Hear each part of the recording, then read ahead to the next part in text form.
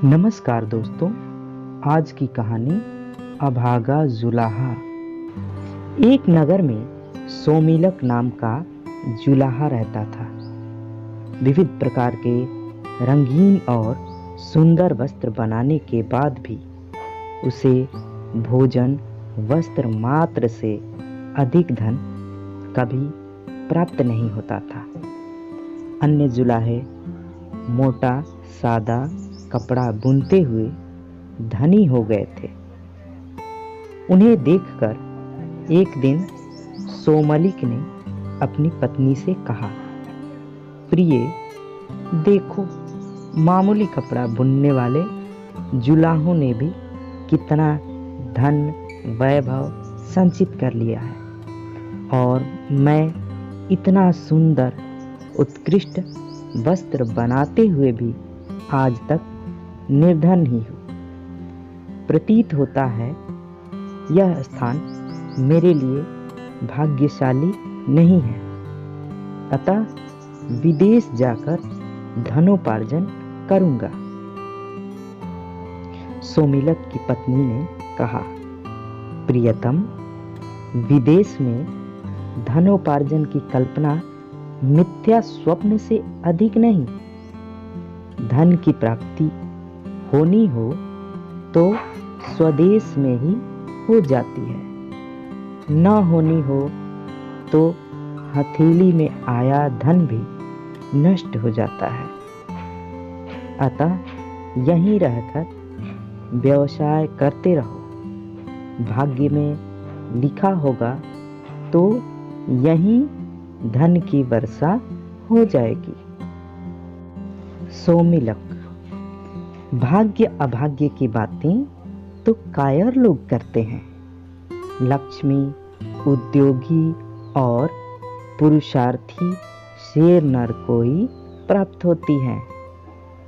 शेर को भी अपने भोजन के लिए उद्यम करना पड़ता है। मैं भी उद्यम करूंगा, विदेश जाकर धन संचय का यत्न करूंगा। यह कहकर सोमिलक वर्धमानपुर चला गया।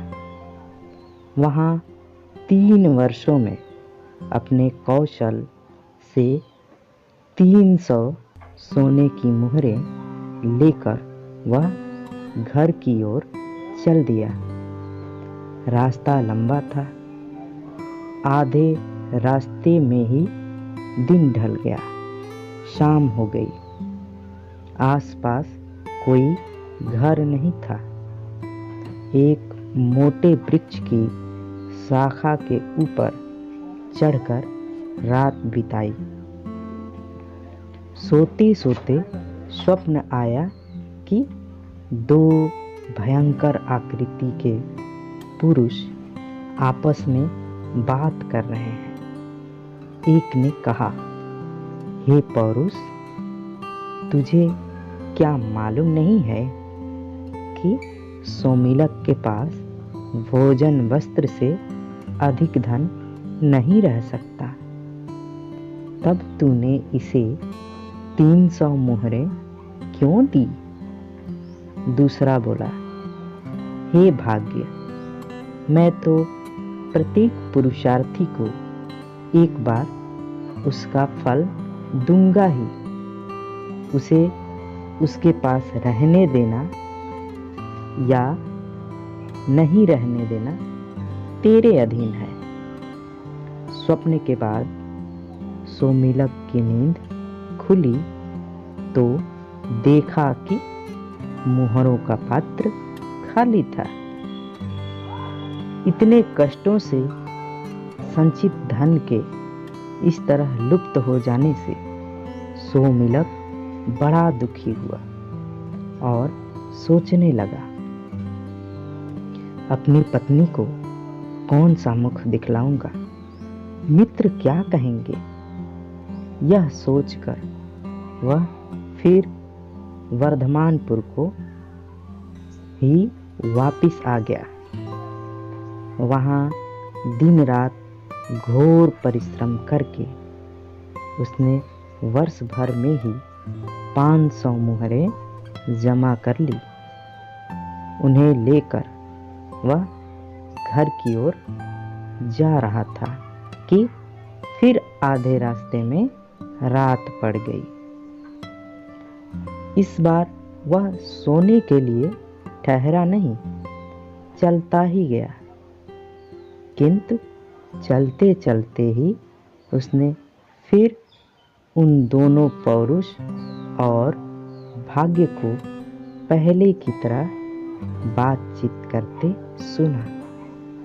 भाग्य ने फिर वही बात कही कि हे पौरुष, क्या तुझे मालूम नहीं कि सौमिलक के पास भोजन वस्त्र से अधिक धन नहीं रह सकता?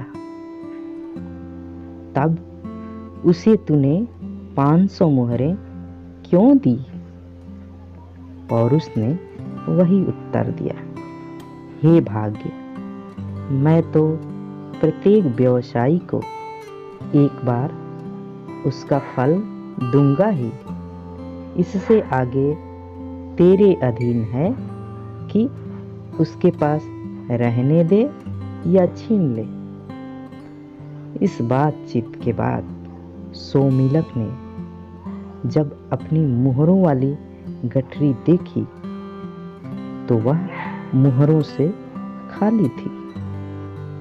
इस तरह 2 बार खाली हाथ होकर सौमिलक का मन बहुत दुखी हुआ। उसने सोचा, इस धनहीन जीवन से तो मृत्यु ही अच्छी है। आज इस वृक्ष की टहनी से रस्सी बांधकर उस पर लटक जाता हूँ और यहीं प्राण दे देता हूँ। गले में फंदा लगा उसे टहनी से बांधकर जब वह लटकने ही वाला था कि उसे आकाशवाणी हुई, सौमिलक, ऐसा दुस्साहस मत कर। मैंने ही तेरा धन चुराया है। तेरे भाग्य में भोजन वस्त्र मात्र से अधिक धन का उपभोग नहीं लिखा। व्यर्थ के धन संचय में अपनी शक्तियां नष्ट मत कर। घर जाकर सुख से रह। तेरे साहस से तो मैं प्रसन्न हूं। तू चाहे तो एक वरदान मांग ले, मैं तेरी इच्छा पूरी करूंगा। सौमिलक ने कहा, मुझे वरदान में प्रचुर धन दे दो। अदृष्ट देवता ने उत्तर दिया, धन का क्या उपयोग? तेरे भाग्य में उसका उपभोग नहीं है। भोग रहित धन को लेकर क्या करेगा? सौमिलक तो धन का भूखा था। बोला, भोग हो या न हो, मुझे धन ही चाहिए।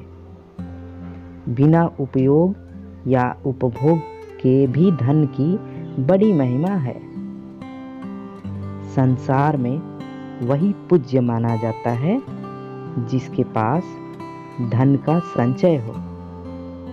कृपण और अकुलीन भी समाज में आदर पाते हैं। सौमिलक की बात सुनने के बाद देवता ने कहा, यदि यही बात है, धन की इच्छा इतनी ही प्रबल है, तो तू फिर वर्धमानपुर चला जा। वहां 2 बनियों के पुत्र हैं, एक गुप्त धन, दूसरा उपभुक्त धन। इन दोनों प्रकार के धनों का स्वरूप जानकर तू किसी एक का वरदान मांगना। यदि तू उपभोग की योग्यता के बिना धन चाहेगा तो तुझे गुप्त धन दे दूंगा, और यदि खर्च के लिए धन चाहेगा तो उपभुक्त धन दे दूंगा। यह कहकर वह देवता लुप्त हो गया। सोमिलक उसके आदेशानुसार फिर वर्धमानपुर पहुंचा। शाम हो गई थी। पूछता पूछता वह गुप्त धन के घर पर चला गया। घर पर उसका किसी ने सत्कार नहीं किया। इसके विपरीत उसे भला बुरा कहकर गुप्त धन और उसकी पत्नी ने घर से बाहर धकेलना चाहा। किंतु सोमिलक भी अपने संकल्पों का पक्का था। सबके विरुद्ध होते हुए भी वह घर में घुसकर जा बैठा। भोजन के समय उसे गुप्त धन ने रूखी सूखी रोटी दे दी। उसे खाकर वह वहीं सो गया। स्वप्न में उसने फिर वही दोनों देव देखे। वे बातें कर रहे थे। एक कह रहा था, हे पौरुष, तूने गुप्त धन को भोग्य से इतना अधिक धन क्यों दे दिया कि उसने सोमिलक को भी रोटी दे दी। पौरुष ने उत्तर दिया, मेरा इसमें दोष नहीं। मुझे पुरुष के हाथों धर्म पालन करवाना ही है। उसका फल देना तेरे अधीन है। दूसरे दिन गुप्त धन पेचिश से बीमार हो गया और उसे उपवास करना पड़ा। इस तरह उसकी क्षतिपूर्ति हो गई। सोमिलक अगले दिन सुबह उपभुक्त धन के घर गया। वहां उसने भोजन आदि द्वारा उसका सत्कार किया। सोने के लिए सुंदर शैया भी दी। सोते सोते उसने फिर सुना, वही दोनों देव बातें कर रहे थे। एक कह रहा था, हे पौरुष, इसने सोमिलक का सत्कार करते हुए बहुत धन व्यय कर दिया है। अब इसकी क्षतिपूर्ति कैसे होगी? दूसरे ने कहा, हे भाग्य, सत्कार के लिए धन व्यय करवाना मेरा धर्म था। इसका फल देना तेरे अधीन है। सुबह होने पर सोमिलक ने देखा कि राज दरबार से एक राजपुरुष राजप्रसाद के रूप में धन की भेंट लाकर उपभुक्त धन को दे रहा था। यह देखकर सोमिलक ने विचार किया कि यह संचय रहित उपभुक्त धन ही गुप्त धन से श्रेष्ठ है। जिस धन का दान कर दिया जाए या सत्कार्यों में व्यय कर दिया जाए, वह धन संचित धन की अपेक्षा बहुत अच्छा होता है। दोस्तों, ये थी उस जुलाहे की कहानी।